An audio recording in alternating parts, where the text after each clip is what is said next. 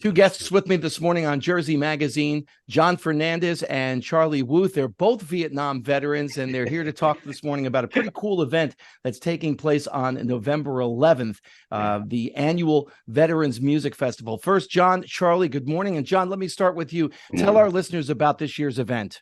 Yeah, man. Morning, Jim. How you doing? Thanks for having us on. This year's event is being hosted at a club called DJs in Belmar. It's a great little club right on the beach there. They were gracious enough to have us support this festival, this benefit, because they're great supporters of veterans.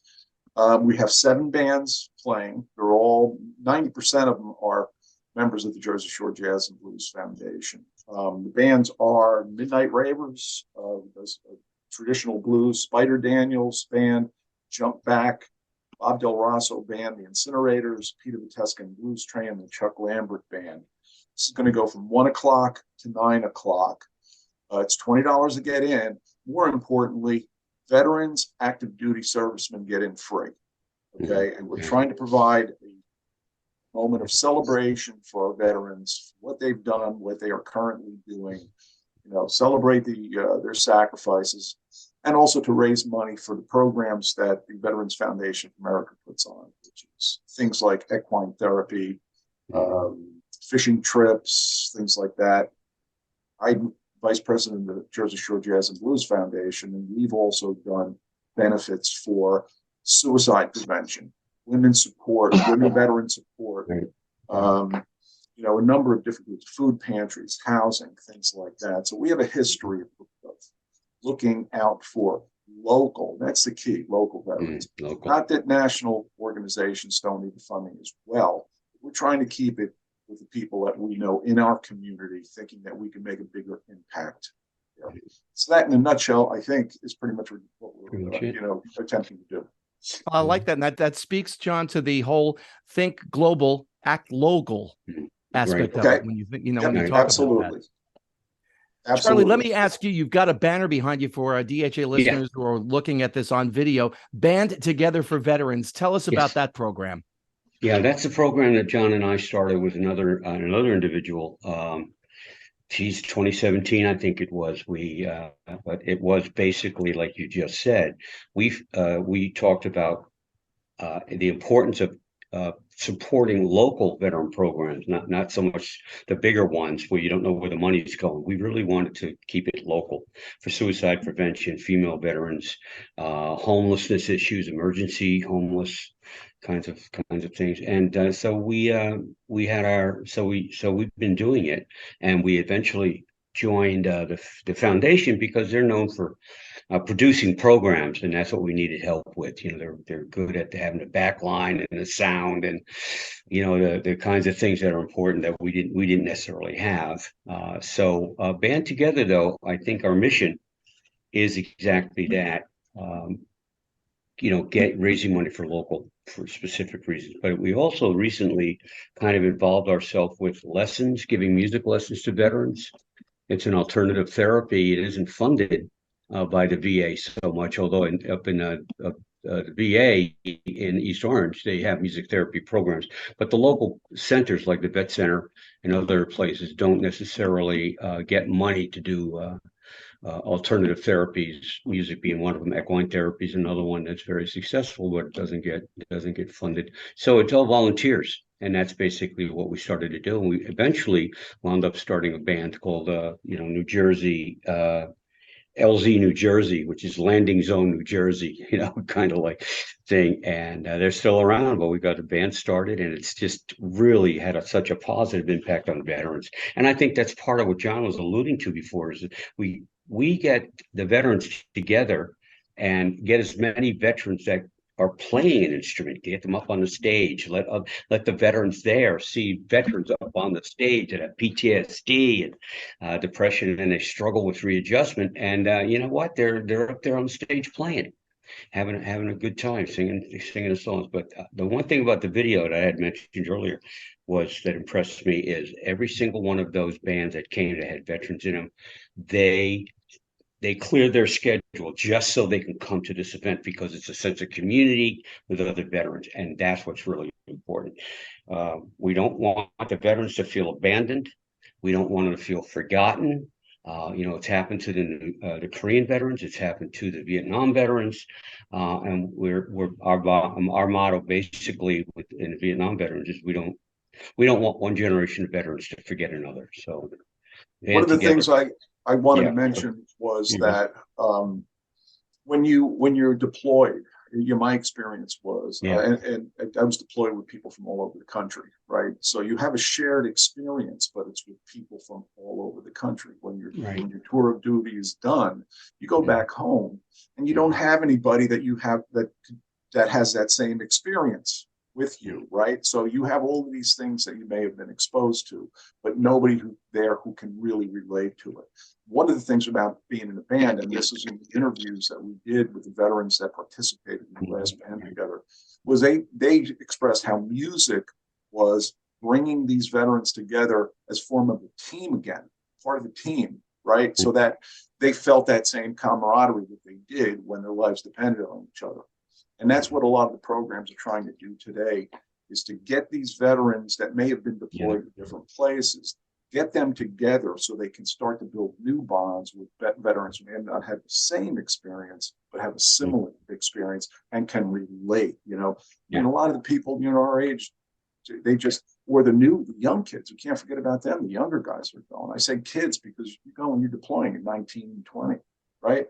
You come back and, they have no clue. They have the faces in their iPhones, and they don't realize what these guys have been together. So it's important to form that bond, we think. And one way is to get them together, in bands or music training, as Charlie stated, get the programs together to try and help them, not think about possibly ending it all, because we have very serious, suicide, high suicide rate in veterans, and try and give them, bring joy into the life through music.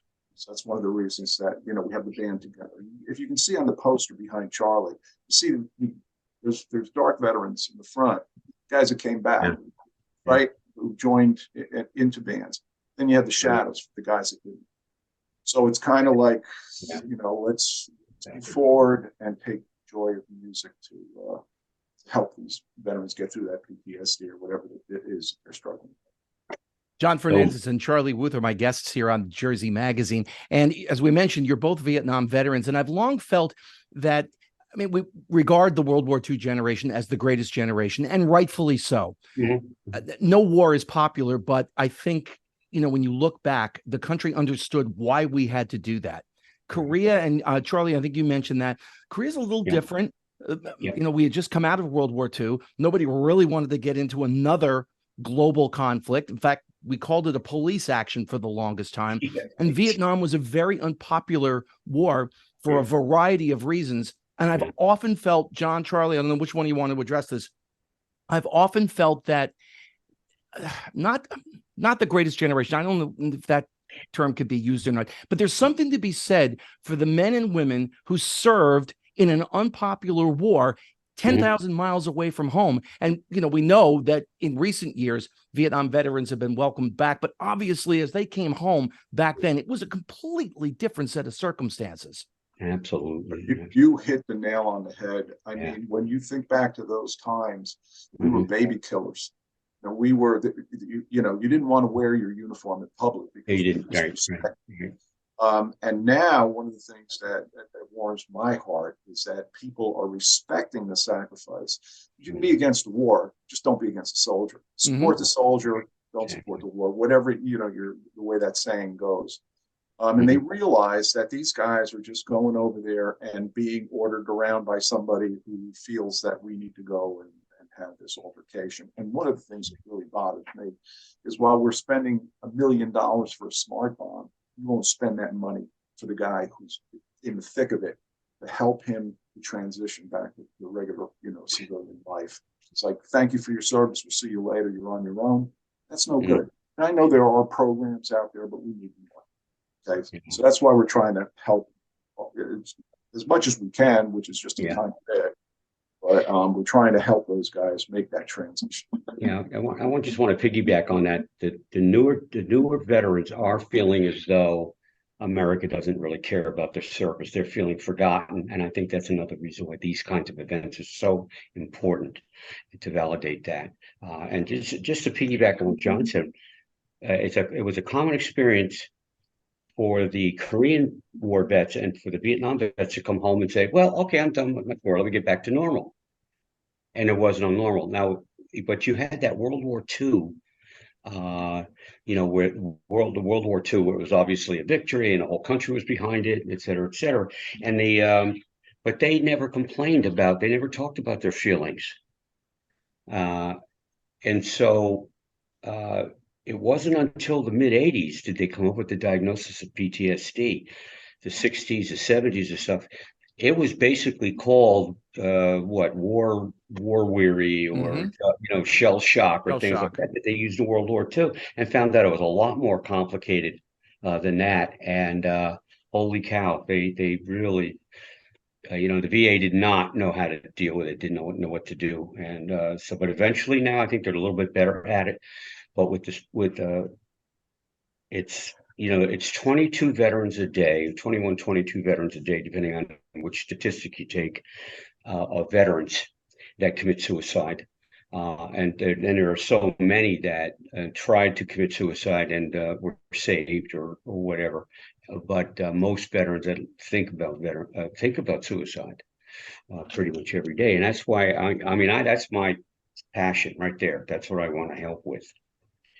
We have, Colonel Jeff Kander is Veterans Foundation of America. He can't be with us today because he's taken a group of veterans out to Arizona, veterans with PTSD, to do equine therapy. They're going to be spending a week or two on a ranch, working with horses and cows and things. It's a way to, bond and create that feeling team that I mentioned before. Important, really important. Our sponsors are Horizon New Jersey Health, New Jersey Economic Business Authority, New Jersey State Veterans Chamber of Commerce, New Jersey Small Business Development Center. We're going to be putting out a GoFundMe. That'll probably be on Facebook and Instagram. And just to piggyback off what Charlie said, when we had our last band together for veterans, the Vietnam veterans weren't well impacted. The Korean veterans, they weren't. And it was the weirdest thing because I just happened to be walking out, and a gentleman from the bar says, "Hey, you're veterans?" And I forget what he said, but I said, "No, I wasn't part of the Iraq." I said, "I'm a Vietnam veteran." He said, "Welcome back." And it just grabbed me somewhere that, it's like, whoa. I was surprised by being overcome by this feeling. I guess nobody had ever said that to me before. We weren't welcome back. We were a pariah, kind of. Yeah. We were guys that stood up. So, This year's annual Veterans Music Fest taking place on Saturday, November 11th at DJ's in Belmar. Information online at thevfa.org. John Fernandez, Charlie Wuth, thank you both very much for your time this morning. Thank you for your service and best of luck with this year's event. Thank you so much, Jim. Thanks for having us. Appreciate it. All right. Take care.